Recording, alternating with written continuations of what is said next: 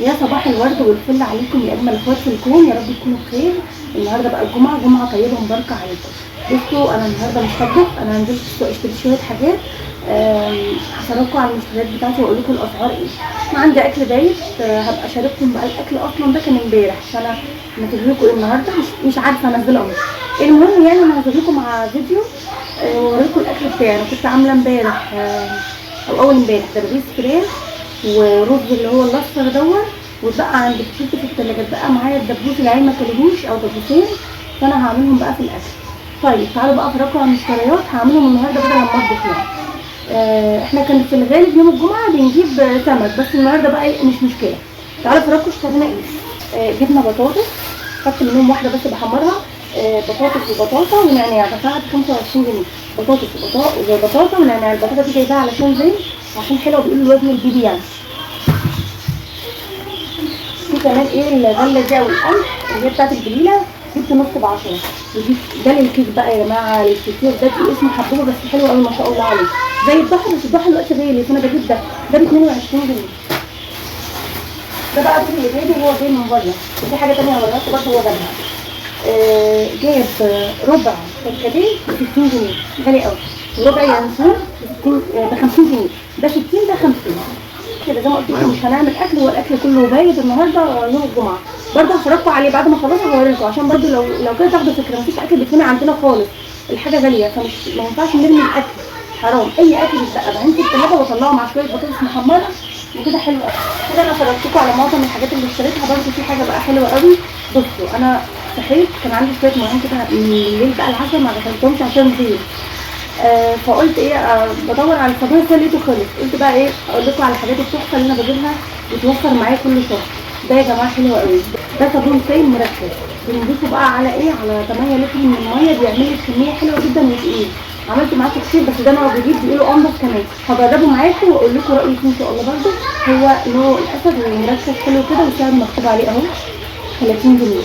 تمام هعمله معاكم بس خلصهم بس الغدا يعني، اضيفهم كده الاكل وبعدين نرجع نعمله مع بعضنا. يلا بينا بقى على الغسيل، وتعالوا اقول لكم اللي حصل لغسالتي. بصوا الغساله يا جماعه متدمره. ده بسبب ايه بقى هقول لكم برده، وانتوا عشان ايه تحافظوا على غسالاتكم وكده. الخرطوم بتاع الغساله يا جماعه بتاع الصرف المفروض يتحط على ارتفاع 90 سم. انا ما كنتش اعرف، فانا كنت بحطه كده والاقي ان الغساله بتسرب ميه من تحت الدرج بتاع المسحوق، وكمان من تحت الباب. طبعا ده كان غلط مني، انا ما كنتش اعرف. الخرطوم المفروض يتحط بطريقه معينه كده علشان خاطر ما يسربش. المهم هي باظت كده زي ما انتم شايفين، وانا ان شاء الله هجيب لها باض جديد. وحبيت بس افرجكم عليها قبل، عشان احنا هنجدد فيها ان شاء الله الفتره اللي جايه. هنا بقى زين دخلنا البلكونه عشان ننشر بقى الحاجات اللي خلصت من الغساله وكده. ومرجحوا كده بقى قعدوا جنبي على المرجيحه علشان خاطر بقى نخلص اللي ورانا. الجو جميل النهارده. بصوا دي السجاده دي كنت غسلاها بس طبعا ما صورتهاش، يعني مش كل السجاد بغسله بصوره معاكم، يعني بصور معاكم واحده او اتنين. طبعا انا هغسل كل السجاد اللي في الشقه. لان انا عندي يا جماعه الدراسه قربت، وعندي زين بيمشي بيحبي الوقت او بيزحف، فطبعا اي حاجه على بقه، اي ورقه ممكن ياخدها على بقه، اللعبه بتاعته لو محطوطه على الارض ممكن ياخدها على بقه. فانا بصراحه بخاف جدا ان السجاد يكون متوسخ، فهتلاقوني ايه بغسل معاكم السجاده الفتره دي كلها. هنا بقى هنشر الهدوم بتاعتي اللي هي اللي انا لسه مطلعاها من الغساله. انا كنت بس حاطه الكفر، الاتنين كفر بتوع الانتريه علشان يكون نضيف معايا كده وحلو، لانه برده كان متوسخ شويه ومبقع من ايد الاولاد وكده. هنشره وخلاص وهخلص وكده 100 100. الغسيل ده ما بيخلص، يعني الغسيل يوميا كده بنغسل، يوميا بنغسل مره واتنين عشان نخلص ونخلي البيت حلو. ربنا يا رب يبارك في كل ام وفي كل صحتها، ويا رب يخلينا اولادنا. حتى غسلت الخداديه بتاعه الانتريه برضو، وان شاء الله يعني ادعوا لي اغير الانتريه، نفسي اغيره والله، يا اما اجدد فيه برضو. يعني شفت فيديوهات الفتره اللي فاتت لتجديد بقى اساس، يعني تجديد خشب، بس بقى طالعه تحفه ما شاء الله، فنان اللي عملها. المهم انا هنا خلصت، وعايزه اقول لكم بصوا السجاده زي الفل وزي القمر. رحت بقى ايه غرفت لهم الاكل، وادي الاكل زي ما قلت لكم. بواقي الاكل ما بتترميش، مفيش باقي من الاكل يترمي خالص، الحاجه غاليه. ياكلوه تاني يوم مع شويه بطاطس وشوربه، ياكلوه مع اي اكل يتعشوا بيه، انما الاكل يترمي لا حرام. طبعا الاكله دي كلها انا عاملاها، هنزلها لكم في فيديو ان شاء الله تاني. تعالوا بس كده بقى يلا بينا، اللهم صل وسلم وبارك على سيدنا محمد. تعالوا بقى نعمل الصابون السائل لان انا محتاجاه جدا. لو انت اول مره تشوفيني يا ست الكل يا قمر انت وهي، اشتركي عندي في القناه، وفضلا وليس امرا حطي لي لايك حلو كده قمر زيك، وكمان علقي بتعليق ذكر الله علشان خاطر يكون صدقه جاريه ليك. يلا بينا بقى ندخل على الجد. تعالوا بقى نعمل الصابون السائل. النوع ده انا اول مره يعني اجربه. انا جربت نوع اسمه هايلوكس وسان لوكس، الاتنين كانوا كويسين، بس الراجل شكر لي في ده قوي وقال لي ده جميل جدا، الجوده بتاعته اعلى، هو اغلى 5 جنيه. ده ب30. انا كنت بجيب النوع ب25. ده يا جماعه بقى ايه، في كيس كده سايل، وفي كيس بودره مش عجينه. الكيس التاني القديم كان فيه عجينه كده زي سايله، وفي برضو بودره، بس البودره بتاعت ده مختلفه شويه، يعني ده تحسوه مختلف شويه عن النوع التاني اللي انا جربته. التاني كان باودر كده مع العجينه بيضه. ده العجينه بتاعته او السايل بتاعه زي الصابون السائل. فتعالوا نشوف بقى هيعمل ايه. طبعا ريحته كويسه جدا من اول ما فتحت. ده يا جماعه بالليمون. بتجيبيه من عند اي حد بتاع منظفات، ريحته حلوه. بصوا لونه عامل ازاي، تقيل جدا. هحط بقى البودره بتاعته عليها، وزي ما قلت لكم انا خدت من الراجل كده وما عدتش وراه، فهو قال لي كويسه والنوع كويس، وانا هجرب وهشوف وهحكم. لو مش كويسه هروح له والله هروح اقول له هات ال 30 جنيه الحاجات دي بتوفر قوي يا جماعه في الميزانيه. يعني بدل لما تروحي تشتري مثلا كيس صابون سايل ب4 او ب5 جنيه، انت بتشتري دون وبتعملي منه كميه كبيره. وغير كده يعني ممكن تخليهم 10 كيلو مش 8 كيلو او 8 لتر من الصابون السايل. يعني انت بتتحكمي في التقل بتاعه، وجودته عاليه جدا. بيرغي حلو وبيغسل مواعين كويس. النوعين اللي انا جربتهم كانوا حلوين، والنوع ده كده من ريحته كده وقوامه شكله كويس. هخلص بقى واجيب بلاستيكيه تكون كبيره عشان املى فيها ميه.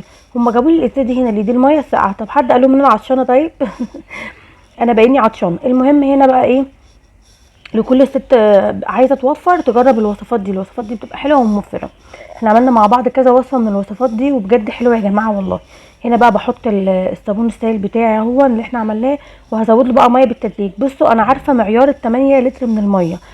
فانتي لو ما تعرفيش عايري بازازه زي اللي قدامي دي، ازازه البيبسي او اي ازازه ميه. انا عارفه بقى المعيار كده بالشبه. بصوا الرغوه بتاعته حلوه قوي، يعني هي كده ميه ما فيش فيها حاجه خفيفه خالص، فيها بواقي بس الصابون السائل، لكن تقيل جدا ما شاء الله، تحفه تحفه. جمعه مباركه بقى عليكم، اللهم صل وسلم وبارك على سيدنا محمد. الروتين بتاع الجمعه حبيت ان انا اشارككم بالروتين ده. بصوا انا مش عايزه اتاخر عليكم، ان شاء الله لو ربنا اراد وقدرني هنزل لكم كل يوم فيديو. فادعوا لي ان ربنا يحفظ لي ابني الصغير كده ويبارك فيه ويكبر بقى على خير، وادعوا لي ان ربنا يقدرني على ولادي وكده، لان كمان ولادي في مراحل عمريه تعليميه مختلفه. يعني زين في ثالثه ابتدائي، رايح ثالثه ابتدائي خلاص، وفرح ان شاء الله السنه الجايه هقدم لها سنه اولى. فانا اليومين دول باسسها عشان تتعلم وتبقى طالعه شاطره، فما عنديش وقت خالص. اليوم بتاعي بحتاج يوم عليه والله يا جماعه. عايزه اقول لكم ريحته حلوه قوي ما شاء الله، والرغوه بتاعته رائعه. تعالوا كده افرجكم. ده يا جماعه مخفف، ده كان فيه بواقي بس الصابون السائل اللي في الطبق. بصوا رغوته حلوه ازاي. هنسيبه بقى يخمر 3-4 ساعات، يوم كامل غطيه وسيبيه، وتاني يوم ابقى عبيه بقى في الجراكن بتاعتك او في الازايز بتاعتك. لكن هو بجد خطير، لا حلو. جربته في المواعين، غسل لي المواعين ورغوته حلو. جميل جميل يا جماعه. تعالوا بقى كده شوفوا اللي حصل لي بقى، النبي يرضيكم بقى اللي انا فيه ده وانا عماله بصوت. جوزي لقيته دخل عليا يا ولاد الصبحيه، جايب لي البتاع اللي عماله تتحرك دي، معرفش بيقول لي دي دي ايه، استاكوزا. وانا اصلا بخاف، وعماله بتمشي وانا بخاف، يعني انا اصلا بخاف من الحاجات دي جدا. بتتحرك وبتمشي، يعني هي الوقت ساكنه بس هي بتتحرك. هتشوفوها دلوقتي في الحله والله العظيم يا جماعه بتتحرك وانا مرعوبه. يا عم انت جايب لي انا بخاف. بص بص بتعافر معايا كده في المعلقه. هغسلها طبعا كويس وهصفي بقى الميه بتاعتها دي خالص، وبعد كده هنروح بقى على النار نطبخها. ده بقى عشاء هنتعشى بيها كده، ازازه بيها. في بقى حاجه شكلها كده اسمها شيكال، بس الشيكال يا جماعه دون بيبقى لونه رمادي. فهو قال لي لا دي استاكوزا النيل. فهو كان جايبها وهو جايب ال2 كيلو ب100 جنيه. قلت له خلاص ماشي انت حر يا اخويا، انت عايز تتعشى بيها اتعشى، انا عن نفسي اتعشى حاجه تانية، انا باكلش الحاجات دي. انا بحب الجمبري والكابوريا ممكن اكلها، لكن الاستاكوزا لا، ما اعرفش، ما جربتش بصراحه يعني بخاف منها شويه. بس طبعا هي الاستاكوزا اصلا الاصليه غاليه جدا. جبت بصلايه صغيره وهبدا ان انا احطها في الحله بتاعتي، او هشغل النار وهنزل بالاستاكوزا بتاعتي. تمام. انا طبعا غسلتها كويس قوي. هعمل ايه بعد كده؟ انا هغير الميه دي كلها وهغسل تاني الاستاكوزا. هاخد الاستاكوزا وهديها كده تشويحه على النار مع البصله عشان ريحه الزفاره تروح. تعالوا كده افرجكم. بصوا بتتحرك يا جماعه يا ماما والله انا واقفه، لو جبت لكم الصوت بتاعي انا عماله اصوت خايفه، خفت منها. شفتوا بقى، خفت منها وانا بطبخها. امال لو انا بيقول لي امسكيها يا جوزي، قلت له امسك ايه، انا اعرف امسكها وهي صاحيه. بصوا يا جماعه، جميله جميله كده، هي كده خلاص استوت معايا وخلصت. هروح بقى على طبق التقديم كده واقدمها. ويعني عشا بقى ليهم مختلف. طبعا انا عن نفسي مش هاكل كده، انا بطاطس او جبنه كفايه عليا قوي، انا ماليش في الحاجات دي. جبت بقى جرجير حطيته، وجبت في الطبق بتاعي طماطم وخيار، وكان عندي كابوتشي حطيته، وكده حلو قوي. الكابوتشي ده بقى ليه؟ لان انا ولادي في نص يعني بعد ما بيكونوا اتغدوا خلاص بيجوا بعدها بساعتين 3 احنا جوعنا، لان ما بياكلوش كويس. فانا بيبقى عندي ساعات في الفريزر مثلا حتتين برجر، بطلع احمر لهم واعمل لهم سندوتشات. بصوا هنا شكلها جميل ازاي، اللون بتاعها اتحول من الاسمر للبرتقاني، بجد يا جماعه تحفه. شويه طحينه بقى كده معاها، وبالعيش بتاعنا البلدي اللي براده ده هناكلها. اكله جميله جدا جدا كعشاء. بصوا بقى برضو الطماطم والخيار اساسي، وحط ليمونه كده معاه. اتمنى الفيديو يكون عجبكم، واشوفكم على خير. سلام عليكم في رعايه الله. ما تنسوش تحطوا لايك. باي باي.